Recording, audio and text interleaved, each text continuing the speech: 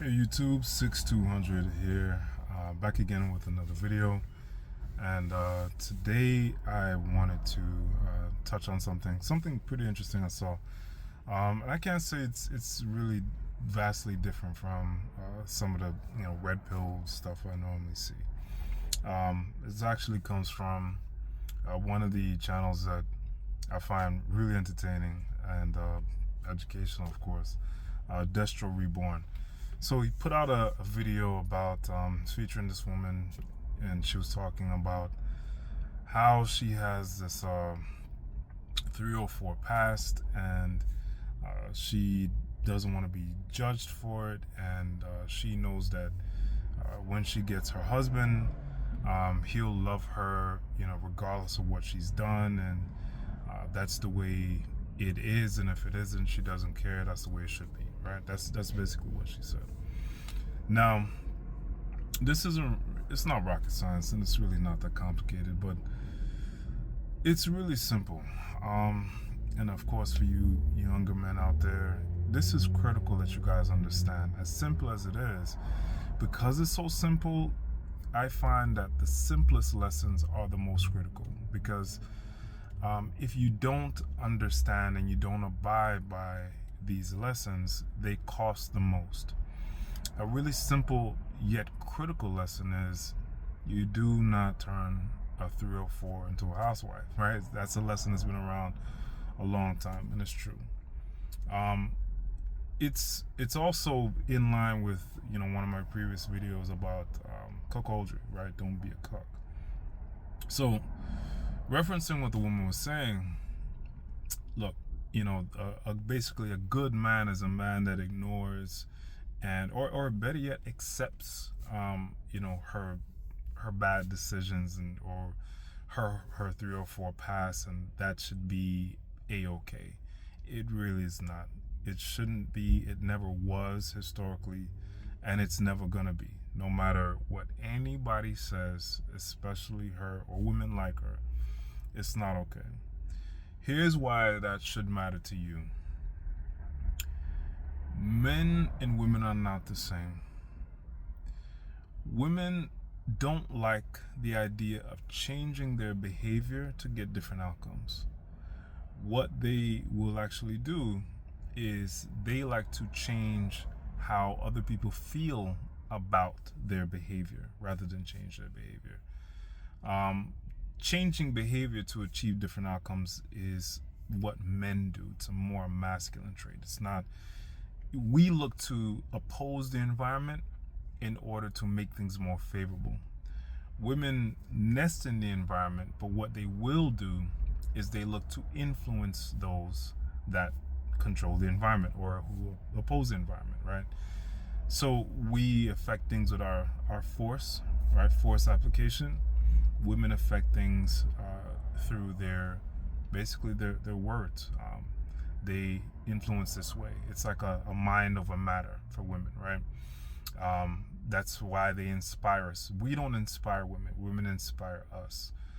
So their power is softer, right? It's soft power, basically manipulative power, right? So they don't really apply force. They really do apply influence. That's really what it is, which make them basically a complement to us.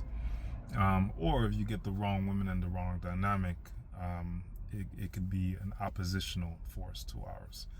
Now, let's say you're a younger man, you meet a woman, and very likely in this day and age, in this place, the Western world, you meet a woman, guess what?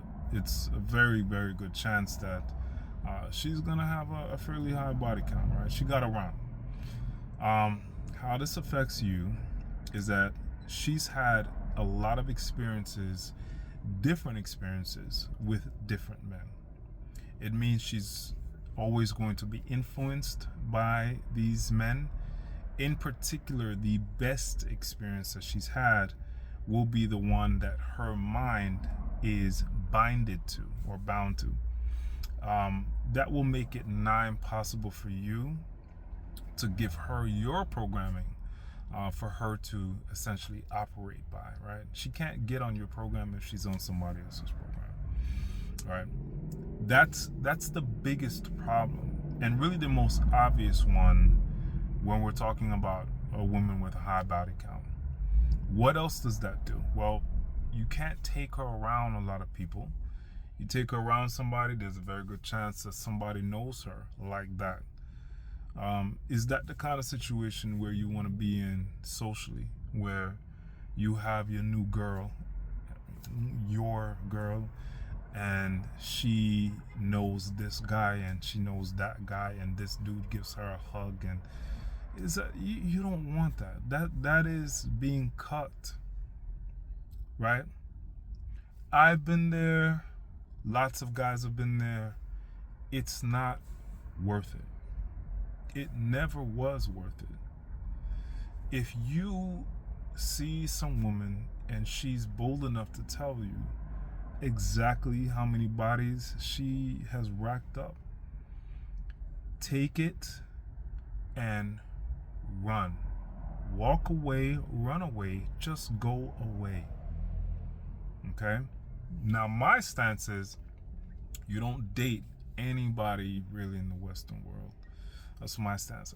In fact, I'll even take it a step further, and I'll probably make another video out of it. But I think dating is stupid too. I think dating is basically a sham. It's really like a made-up thing. It's just something that people in the Western world did. Like, we corrupted courting and then came up with this dating nonsense. It doesn't work really. Okay, there are some success stories, but for the most part, it's trash. Don't date. Okay, if you want to get into something serious, my stance is you really do need to be in a very patriarchal, serious environment where you can actually do things like that, and you can get the kind of outcomes that you want. You're not gonna get that in an environment like this one, where it's a free market and it's basically a meat market, and everybody's had a taste of everybody else, right? It's just not worth it. But back to my main message. Don't give, right, this kind of prestige and status of being exclusive to some chick that has let everybody hit you. Don't. And you want to know why you shouldn't? Because women are ruthless. Girls and women are ruthless in what they want. I know that we're not the same, but for us to be as malleable as we are, for us to be as understanding as we are, where does that actually get us? It really doesn't get us anywhere, right? And I think these are things that need to be reevaluated, right?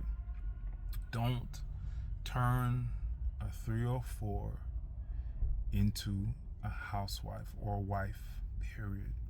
Okay? There's nothing that you're going to get out of it.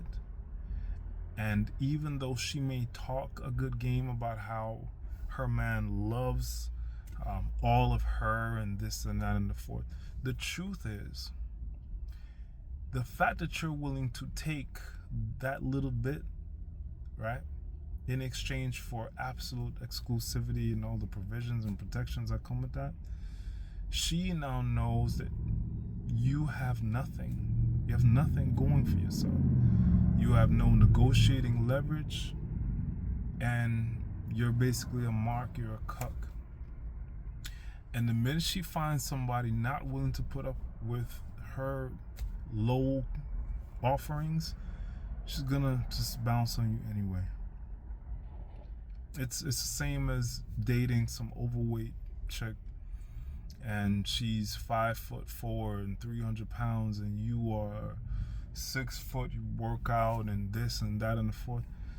Why are you dealing with that? For what? Because you want to know something? Because you think being a good man is giving her a shot and blah blah blah. When she loses that weight, she's gonna look at you like a clown.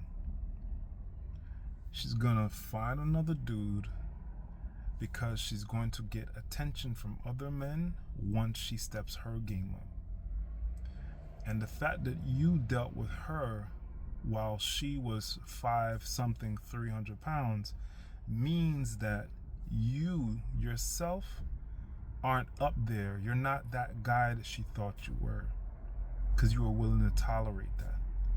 And she's gonna find some dude that's not willing to tolerate it. He's gonna be one of the many dudes that gives her attention because she became more attractive within the marketplace, exposing you and your low self-esteem. It's not a good deal for you. Protect your own value by making sure that when you mate select along the lines of your actual value. Okay? Do not be a cuck. Don't cuck yourself. That's the lesson for today's, fellas. That is the lesson for today, fellas. Hopefully you take heed. Thanks for listening. Have a good night. Catch you on the next one.